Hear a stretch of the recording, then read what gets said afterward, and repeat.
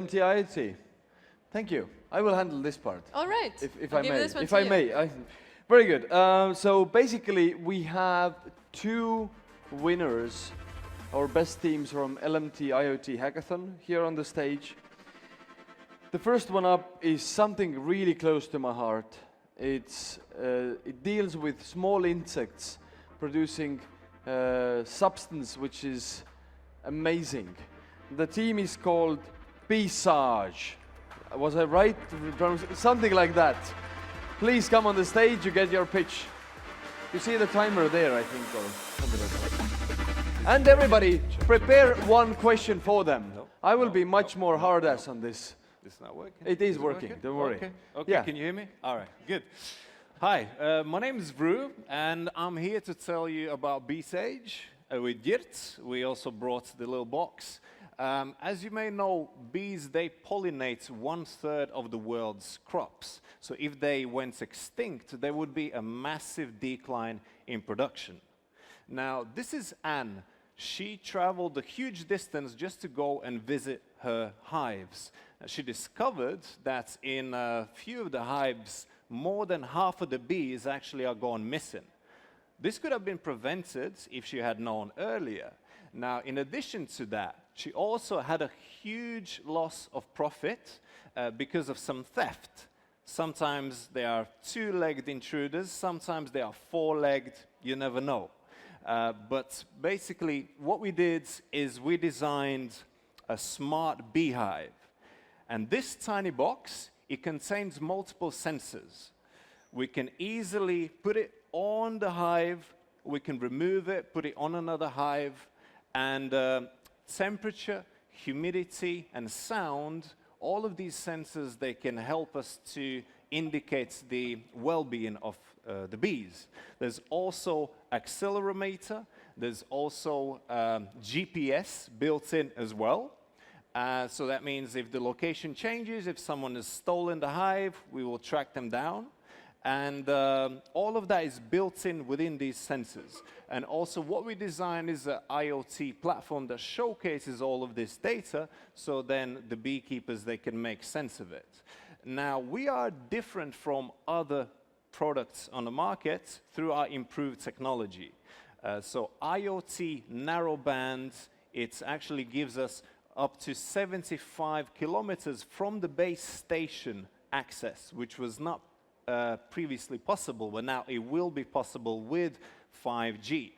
Also, our design is very user-friendly, as you can see. There's no excess wires hanging out, anything like that. And we do also provide lower energy consumption. And the beekeepers, they can benefit from a lower price because it goes down with every single box installed. And our product is designed to help both commercial and also private beekeepers. And there are 600,000 of them in Europe, and this is also expected to increase within the next 2 years by another 50K. So it's a popular thing. And we are not stopping there. At the moment, we're just providing the data, as you saw in this lovely chart, right? So that's all been designed by us, and the IoT has been installed. But in the future, we also want to create a platform where we will help them to make sense of the data through predictive analytics. And this is our team. We all met at the hackathon just a few days ago, and over 2 days, we managed to put this all together. We didn't know each other before. We just heard about this idea. There was a guy from a Beekeepers Association of Latvia, and he helped us out with a bit of advice. And we already have a couple of prospective customers, and even LMT themselves, they have some beehives on the roof. So we may be using their own technology to help them out in beekeeping. As you may know, Winnie the Pooh said, "You never can tell with bees." Our mission is to empower the beekeepers to make sure that they can, through IoT real-time data with Pisage. Thank you very much. Thank you. Thank you. Maybe a question from the audience now. How do you say? Typically, this kind of thing happens with Estonian audience. Like, nobody raises their hands. They're like typically quiet. You only need to give them at least like 3 beers, and then you see one hand raising up in a shaky way. So let's see if we have Latvians or Lithuanians in the audience who are willing to maybe ask the question and be better than Estonians. What do you think? Can we have like one question for this lovely team? Yes, look, where are you from? Where are you from? I'm half Latvian, half Estonian, so. Okay, half Latvian, half. Your pride started to work there. Ask a question. I was a bit confused. You mentioned that you can extend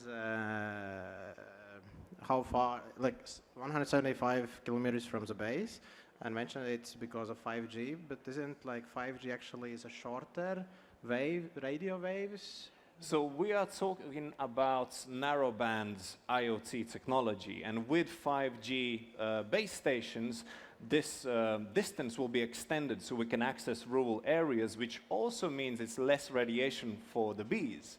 There's even a misconception that some people think it's a myth that 5G is bad for health and stuff like that, but really it's been proven that there's actually will be less radiation because it goes further. Okay, thank you. Thank you so much. And please go to our website, bsage.eu. We came up with all of this yesterday. You can sign up to our email list. Thank you so much. Give them a big applause once more. Really good. Yeah, let's keep the box here. So I just wanted to note that we have one really big bee and honey enthusiast in Estonia, and most likely Garage 48 will be organizing a honey and bee-centered hackathon in Estonia during this year. So you guys should also be involved, and everybody who cares about bees should come to Estonia to this hackathon. Anyway, the next up from this LMT IoT Hackathon is EnviroNet. Please come on the stage. Give her a big applause. There is a clicker. Thank you. Hi, my name is Leldi for Latvian or Leldi for Americans. I represent EnviroNet IoT. Dear audience, I would like you to ask a question. How many of you believe in weather forecasts? Could you please raise your hands? Okay, not that much. Unfortunately, also farmers do not rely on weather forecasts. For instance, what is the risk for us? Risk is to just get soaked. For the farmers, they risk their money and even sometimes their business. This is a real case. This is Peter, farmer. In order to plan his day, he needs to know the weather forecast for upcoming day. There are 3 ways how he can do that. He can call the neighbor, hopefully that he'll provide accurate answer. Second thing, he can jump in his truck and go to see the fields by himself. And third, he can rely just on the forecasts. If we speak by numbers, 25% of Peter's budget is spent just for fertilizers. If the fertilizers are used in inappropriate weather conditions, 30% of them are just wasted. The numbers are huge. And by the way, did you know that 1/3 of nitrogen pollution in Latvian waters comes from agriculture? The amounts are huge.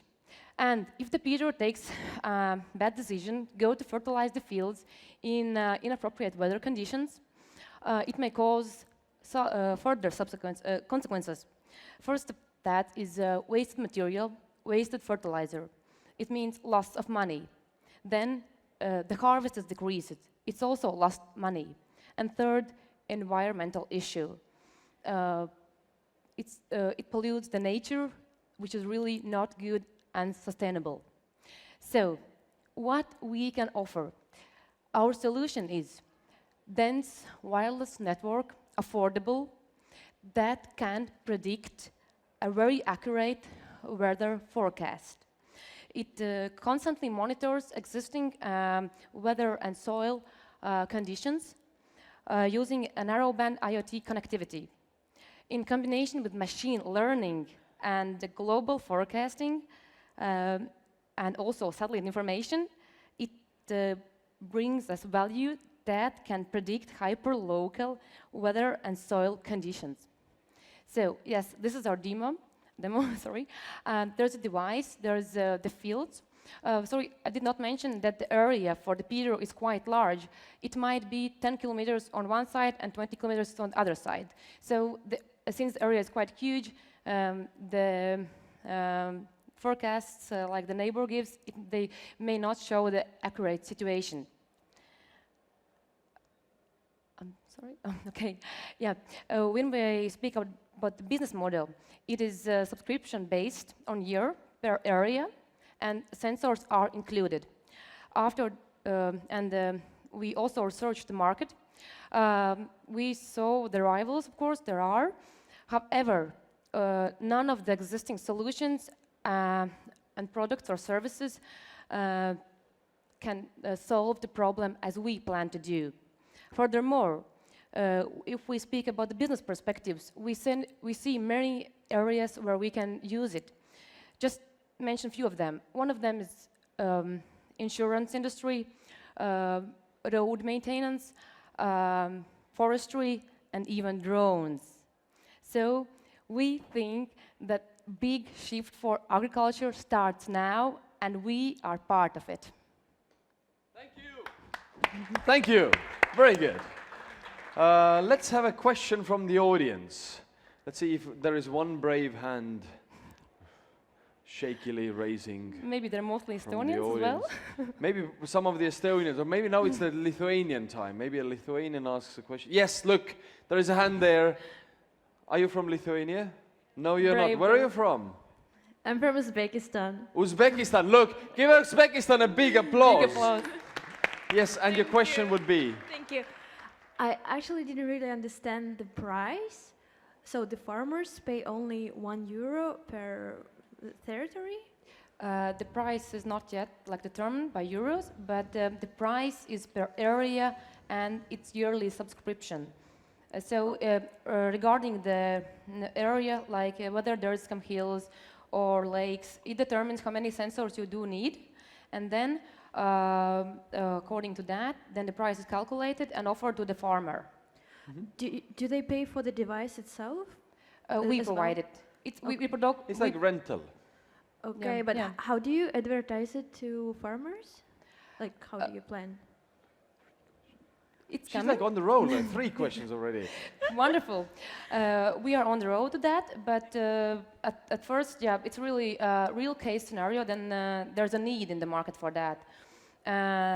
Marketing is like another chapter, and yeah, it's...